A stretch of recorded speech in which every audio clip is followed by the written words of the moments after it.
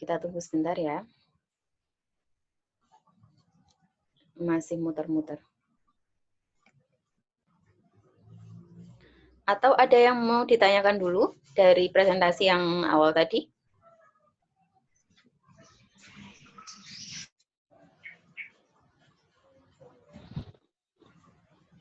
Nah, ini.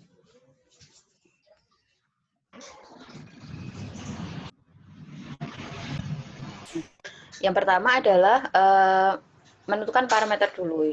Ya, jadi banjir itu akan terjadi ketika apa? Yang pertama adalah hujan, gitu ya.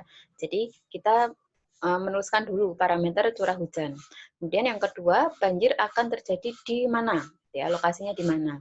Yaitu di lokasi yang dekat dengan sungai, dia biasanya lebih rawan atau lebih berpotensi terjadi banjir. Maka kita tulis parameter kelas sungai. Kemudian banjir terjadi di mana lagi? Terjadi di wilayah-wilayah yang dia rendah atau dataran atau bahkan cekungan. Maka kita membutuhkan parameter ketinggian atau elevasi. Nah, kita tulis dulu parameternya yang akan kita butuhkan apa. Setelah itu, setelah dapat parameter, maka kita membuat peta atau layer yang akan digunakan sebagai parameter. Ya.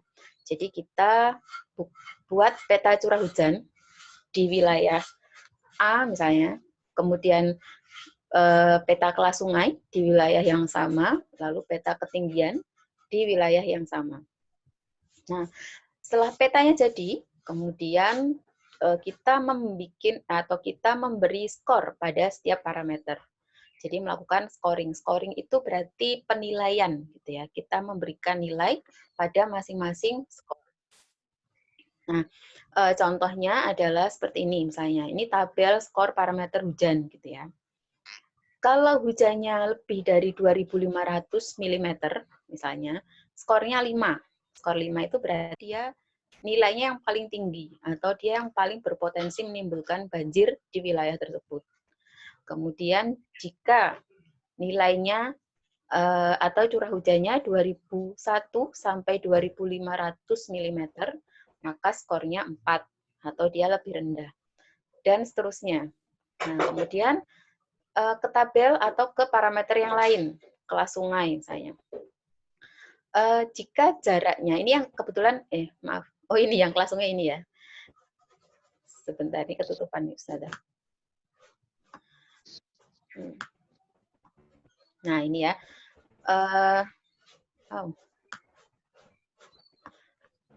Kelas sungai, ke kelas sungai. Skor parameter kelas sungai. Nah, ini yang paling besar. Ini kebetulan kelas sungainya dihitung dari panjangnya sungai dibagi luas wilayah yang dilalui. Gitu ya. Kalau kalau skornya atau prosentasenya 60% sampai 100%, maka dia skornya tinggi. Kalau 50,1% sampai 51%, maka dia skornya agak lebih rendah. Gitu ya. Terus kemudian selanjutnya kita memberi skor ketinggian tanah atau elevasi. Yang pertama, jika ketinggian tanahnya atau elevasinya 0 sampai 20 meter, maka skornya tinggi atau dia berpeluang atau berpotensi banjir. Jika ketinggian tanahnya 21 sampai 50, maka skornya 4 dan seterusnya. Nah, setelah kita melakukan scoring ini, tahap berikutnya atau selanjutnya adalah mana ini? Sebentar.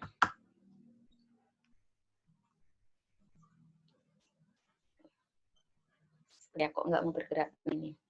Selanjutnya melakukan pembobotan, gitu ya. Pembobotan itu berarti pemberian bobot atau pemberian apa ya? Kira-kira dari ketiga parameter ini mana sih yang paling berpotensi menimbulkan hujan? Gitu. Nah, dari ketiga ini ternyata curah hujan dinilai sebagai parameter yang paling besar menimbulkan banjir. Maka dia diberikan skor yang paling tinggi, 0,4. Kemudian yang kedua adalah elevasi. Dia diberikan skor 0,35. Kemudian buffering sungai, yang tadi ya parameter sungai, dia diberikan skor terendah atau 0,25.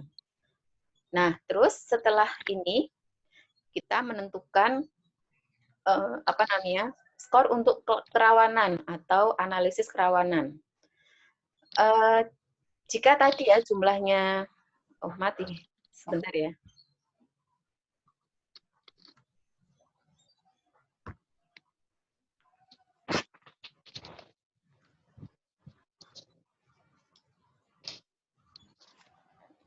Ini di kalian slide-nya muncul nggak?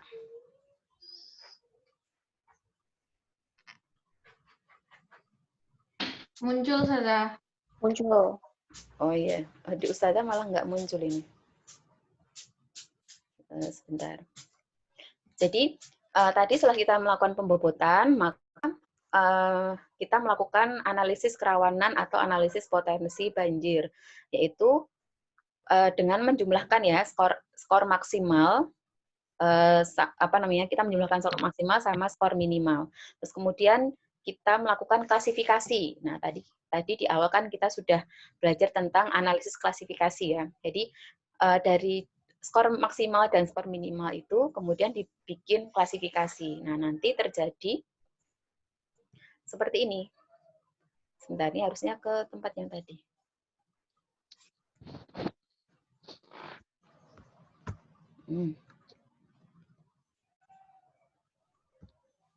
Nah, ini ya. Jika jumlahnya nanti lebih dari 3, maka kurang dari 3, maka wilayah tersebut tidak rawan. Jika jumlahnya 3 sampai 3,4, maka wilayah itu adalah wilayah yang rawan. Jika apa namanya, skornya lebih dari 3,4, maka wilayah tersebut adalah wilayah yang sangat rawan. Nah, bagaimana cara menghitungnya? Yang pertama, kita bikin tabel yang seperti ini. Bukan. Kita bikin tabel seperti ini, ya. Ada nama kecamatan. Ini ke bawah ya. Ini Ustazah cuma mengambil 3 sampel saja. Ada skor elevasi, kemudian ada bobot elevasi, ini bobotnya. Tadi bobot elevasi kan 0,3, ini diisi 0,3. Skor elevasi Kecamatan Kedung, ini ada 5 tadi skornya, dikasih angka 5. Kenapa skornya 5? Karena berarti elevasinya berapa kalau skornya 5? Ada yang tahu?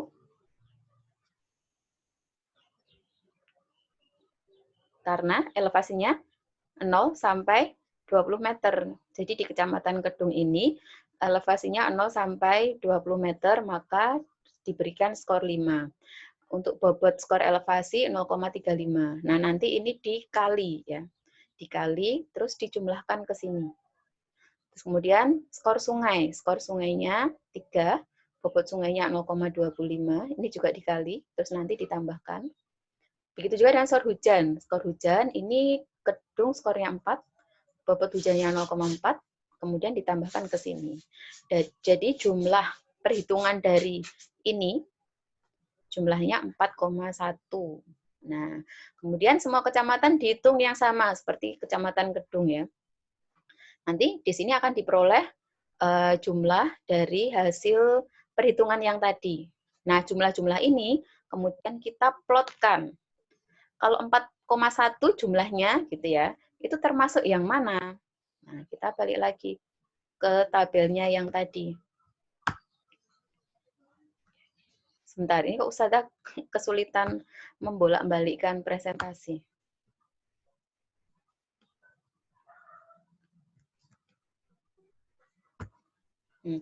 Kalau, nah, sebentar. Nah, kalau yang tadi ya, Ustazah ingatnya ini, kalau di bawah 3 skornya, berarti tidak rawan ya.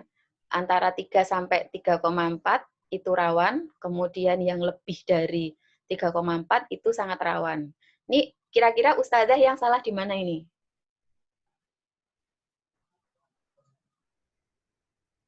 Tahu? Penentuan potensinya Ustazah salah di mana ini? Betul ini semua wilayahnya rawan? Loh kok habis? Screen-nya kelihatan nggak kalian? Enggak, Ustazah. Oh iya, ini hilang. Sebentar ya.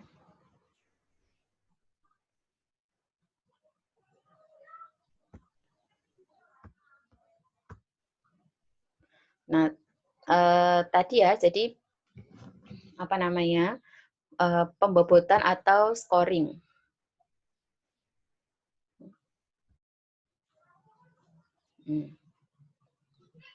Bentar, ini screen-nya Ustazah hilang.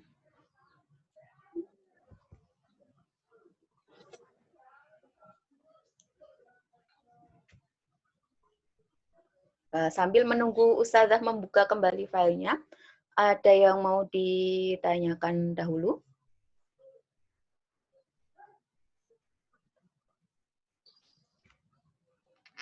Atau ada yang masih bingung?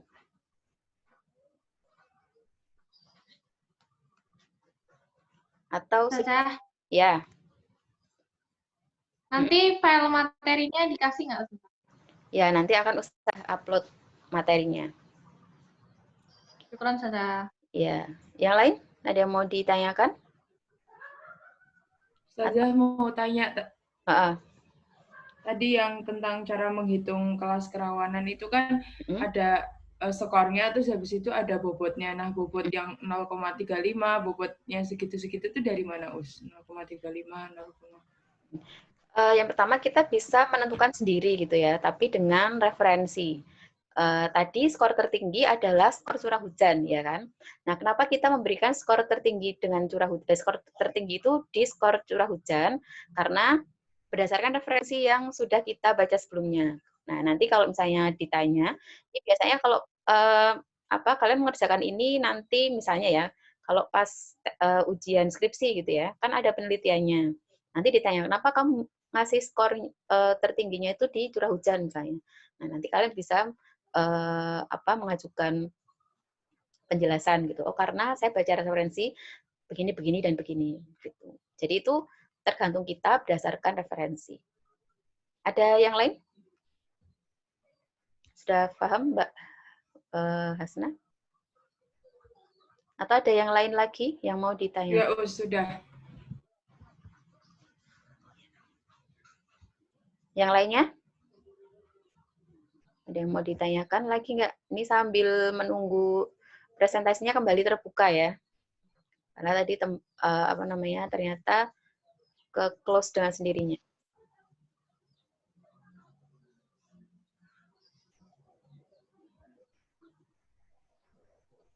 Nah, nanti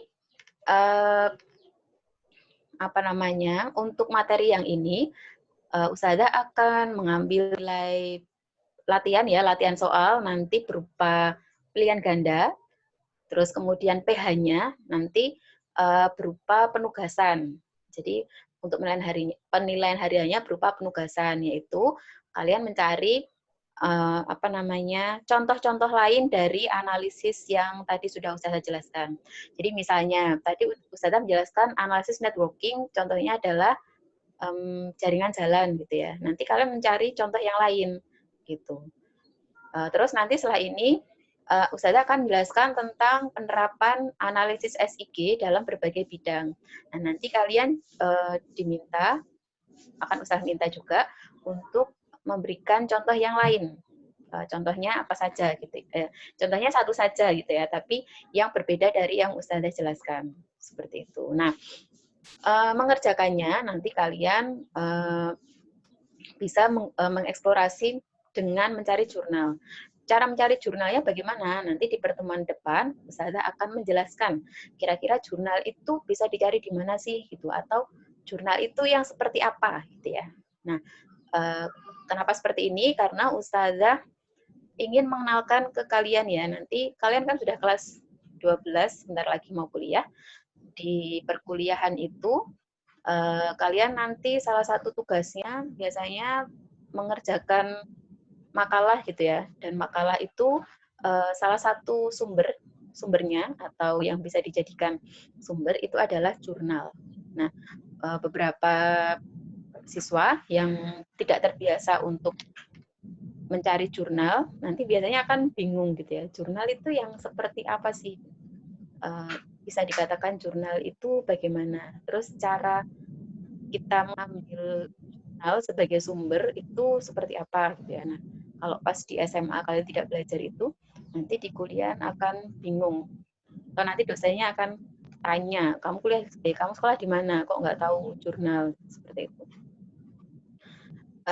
Sebentar, alhamdulillah sudah terbuka presentasinya. Ustazah share dulu. Kalau ada yang belum jelas, ini boleh ditanyakan ya. Tidak usah takut bertanya, nanti kok pertanyaannya nggak mutu, nggak. Ustazah menganggap semua pertanyaan kalian itu bermutu gitu ya. Jadi jangan takut dianggap tidak bermutu. Tadi sampai mana kita?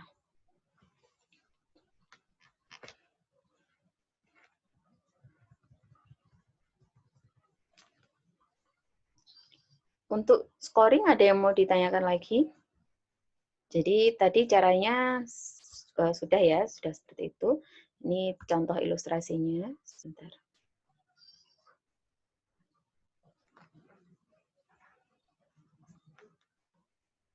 Nah ini. Yang ini tadi peta ya. Di awal kan setelah kita menentukan parameter, kemudian kita membuat petanya. Ini peta wilayahnya berdasarkan parameter yang tadi sudah kita cari. Ada peta ketinggian, kemudian peta sungai, sebenarnya ada satu lagi ya. Terus kemudian kita memberikan skor pada tiap parameter. Seperti ini, misalnya skor ketinggian untuk Kabupaten atau Kecamatan Kedung, skornya 5 misalnya, dan lain sebagainya. Seperti itu. Selanjutnya, ini kalau tidak ada yang bertanya, Ustazah akan melanjutkan ke slide selanjutnya. Ada pertanyaan tidak?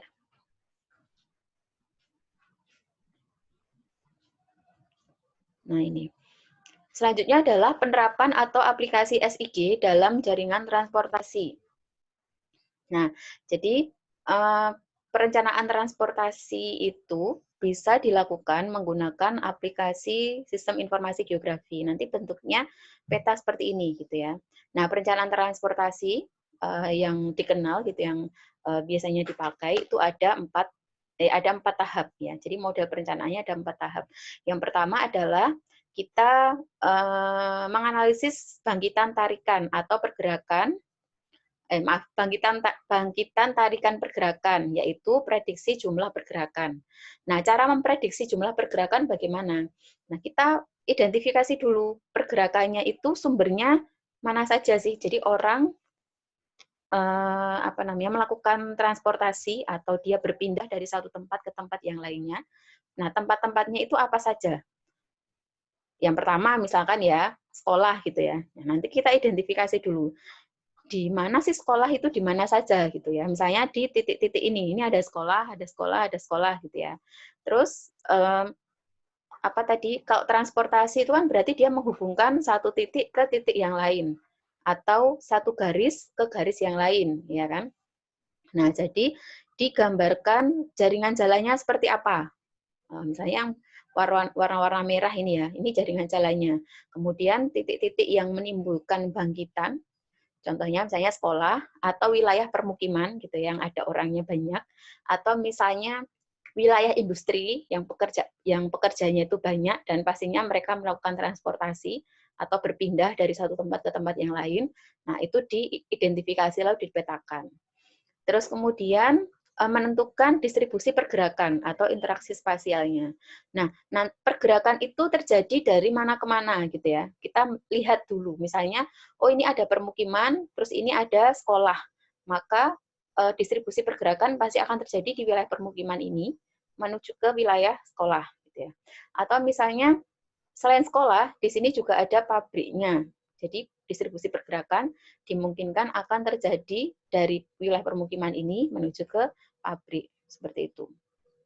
Kemudian yang ketiga adalah pemilihan alat transportasi. Nah, apa sih alat transportasi yang dipakai biasanya? atau mereka menggunakan transportasi pribadi atau mereka menggunakan transportasi umum. Kemudian yang keempat, pemilihan rute perjalanan. Nah, biasanya mereka itu lewatnya mana gitu ya. Yang paling mudah, yang paling efektif itu lewatnya jalan mana saja. Nah, itu bisa direncanakan menggunakan analisis sistem informasi geografi. Pakai tadi analisis networking tadi ya. Jadi kan salah satu fungsi dari analisis networking kan dia mencari rute terdekat, ya kan. Nah, untuk merencanakan transportasi itu bisa menggunakan analisis networking yang mencari rute terdekat. Contohnya seperti itu. Nah, apa sih sebenarnya manfaat kalau kita mengkaji secara spasial dari transportasi, yaitu salah satunya adalah untuk inventarisasi jaringan transportasi. Nah, dulu sebelum Ustazah jadi guru, ya Ustazah pernah bekerja di apa namanya yang kayak gini gitu ya. Jadi ada proyek Ustazah diminta untuk menginventarisasi jalan. Nah, ini dipetakan nih jalan yang ada di Surakarta gitu ya. Oh, ini ada jalan lokal, ada jalan apa namanya nasionalnya itu yang sebelah sini misalnya. Terus di jalan nasional ada jalan lokalnya, terus ada jalan lingkungannya. Nah, semua jalannya dipetakan. Nah, setelah itu dilihat kondisi jalannya. Jalannya sudah bagus atau belum, sudah beraspal atau tidak, ada lubangnya atau tidak. Nah, itu merupakan salah satu contoh dari perencanaan jaringan transportasi. Itu contohnya. Nah, itu menggunakan analisis SIG. Selanjutnya, penerapan atau aplikasi SIG dalam tata guna lahan. Tata guna lahan itu berarti bagian dari permukaan bumi yang terbentuk karena faktor alam dan faktor manusia. Kalau faktor alam misalnya hutan gitu ya, hutan itu terbentuknya karena faktor alam ya. Apa namanya? Kecuali kalau misalnya itu hutan buatan, tapi kebanyakan hutan kan faktor alam. Contoh lagi faktor alam, ada yang tahu? Sungai atau perairan gitu ya, danau itu adalah bagian dari permukaan bumi yang terbentuk dari faktor alam. Kalau faktor tata guna lahan yang terbentuk karena manusia, nah itu banyak sekali. Sawah misalnya, itu kan karena faktor manusia. Kemudian permukiman, itu juga faktor manusia. Daerah industri, itu faktor manusia. Nah, apa sih manfaatnya penerapan aplikasi SIG dalam tata guna lahan? Yang pertama adalah untuk mengetahui perubahan penggunaan lahan. Contohnya ya, ini di gambar Ustazah. Ini adalah wilayah mangrove yang ada di suatu wilayah. Ini kalau dilihat petanya sih kayaknya mangrove yang ada di wilayah pesisir Jawa Selatan ya, daerah Yogyakarta. Nah, di tahun sekian gitu ya, mangrove-nya itu luasannya seperti ini. Nah, terus ini misalnya ini tahun 1950 gitu ya. Terus ini 1960. Nah, terus ini 1970. Nah, yang ini kondisi sekarang. Nah, kalau kita lihat petanya, tuh ini terlihat ada perubahan. Perubahannya yaitu wilayah mangrove-nya semakin kecil atau semakin hilang gitu. Nah, perubahan ini atau analisis perubahan ini bisa dilakukan menggunakan aplikasi SIG. Gitu ya. Caranya bagaimana kira-kira? Kok bisa tahu sih ada apa dipotret terus setiap tahun atau seperti apa? Ada yang tahu? Untuk mengetahui perubahan?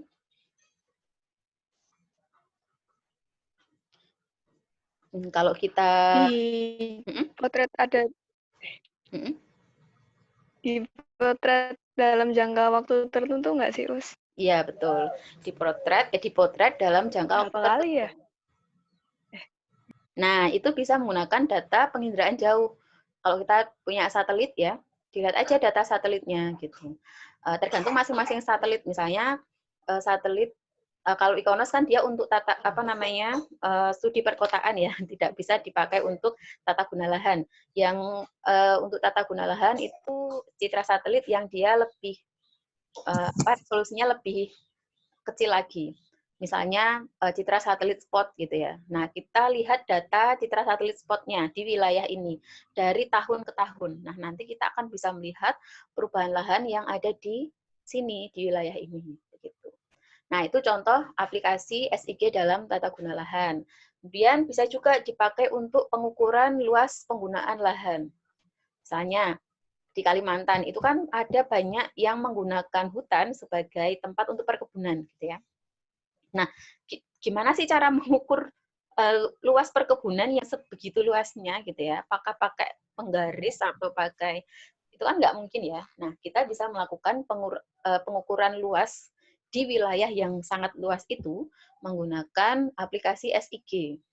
Kita masukkan dulu data penginderaan jauhnya. Kemarin kan di awal usaha sudah menjelaskan ya.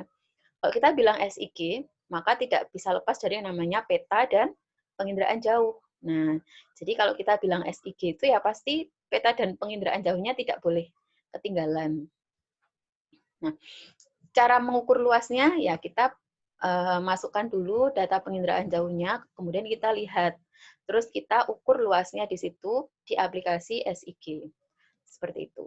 Kemudian yang ketiga adalah penyusunan RT/RW itu bukan itu ya, yang alamat itu bukan ya. RT/RW itu maksudnya adalah rencana tata ruang wilayah. Nah, dalam penyusunan rencana tata ruang wilayah itu biasanya dilihat nih penggunaan lahannya di wilayah tersebut apa saja, bagaimana gitu ya. Permukimannya ada di mana. Terus ada lahan kosong atau tidak. Terus kemudian ada wilayah industri atau tidak. Ada wilayah pendidikan atau tidak gitu ya. Kemudian dalam penyusunan RT/RW itu kan nanti ada pengembangan gitu ya, pengembangan wilayah misalnya.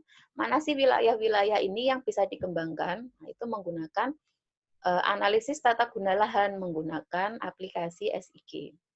Kemudian yang keempat adalah apa ini?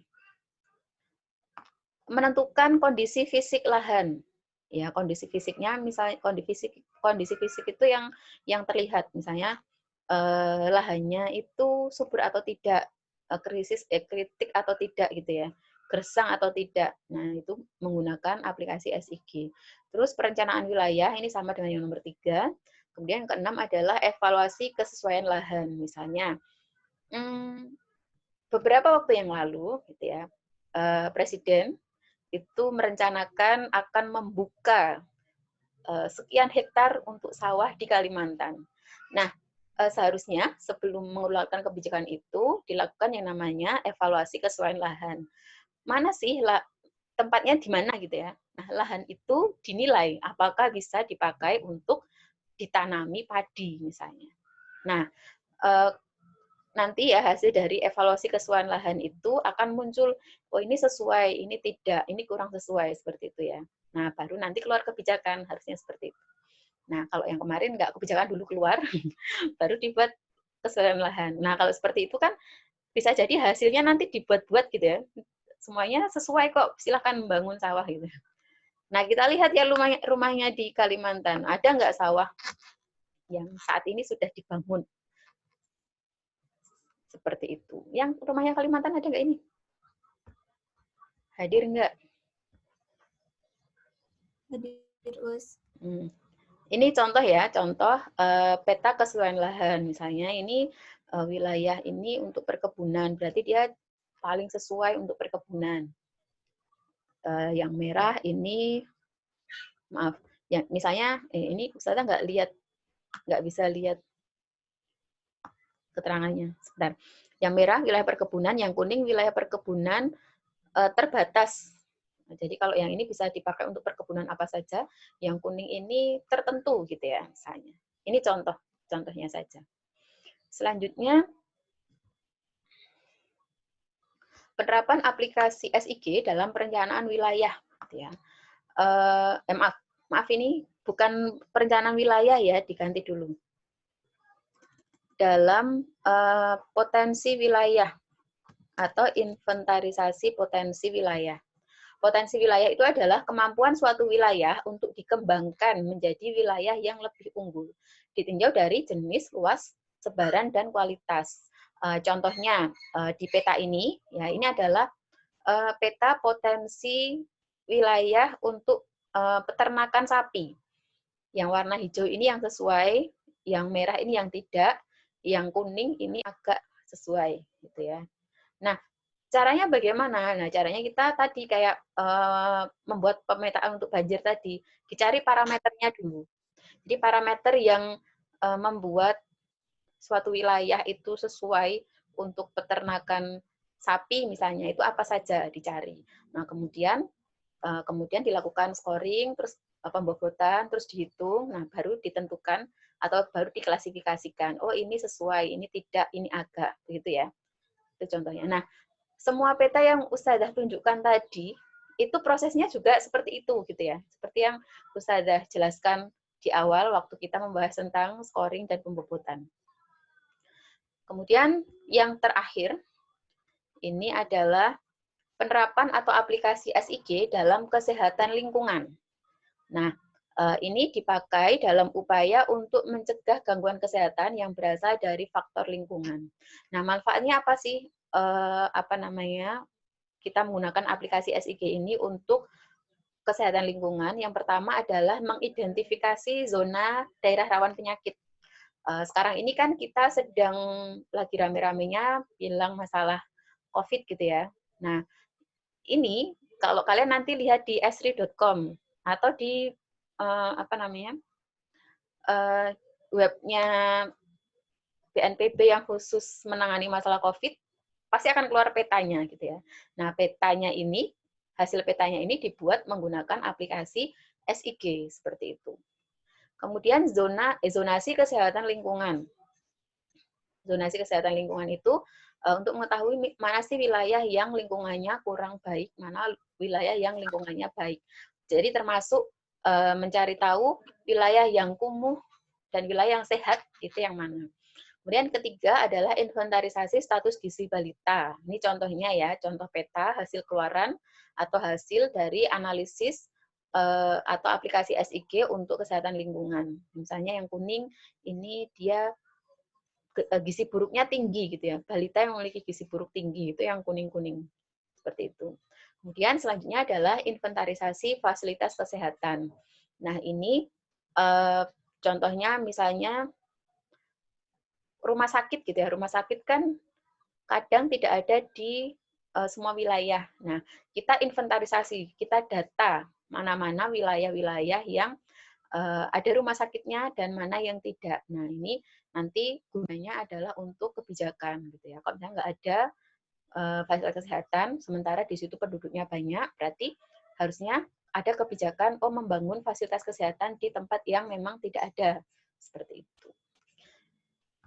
Ada pertanyaan? Sudah selesai presentasinya dari Ustazah. Jika ada yang masih atau mau dipertanyakan atau ada yang ingin didiskusikan lebih lanjut, Ustazah buka forumnya. Dipersilakan. Silakan bagi yang mau tanya. Ustazah, boleh minta dijelaskan lagi yang aplikasi SIG dalam potensi wilayah, Us? Yang ini ya. Ya. Jadi penerapan aplikasi SIG dalam potensi wilayah itu kita melihat kemampuan suatu wilayah untuk dikembangkan menjadi wilayah yang lebih unggul. Misalnya Surakarta gitu ya. Surakarta itu kita cari dulu, kita identifikasi. Ya dari tata guna lahannya, kemudian dari SDM-nya, dari sumber daya alamnya. Solo itu ada apa sih gitu? Ada apa kira-kira? Atau bisa dilihat apanya kalau Solo misalnya? Apa? Contohnya budaya. Wilayahnya, Us. Iya, di wilayahnya ada apa? Misalnya Solo itu ada keraton sebagai cagar budaya. Hah? Apa? Budaya. Apa? Kok suaranya? Budaya. Iya, budaya. Suaranya tadi bergema.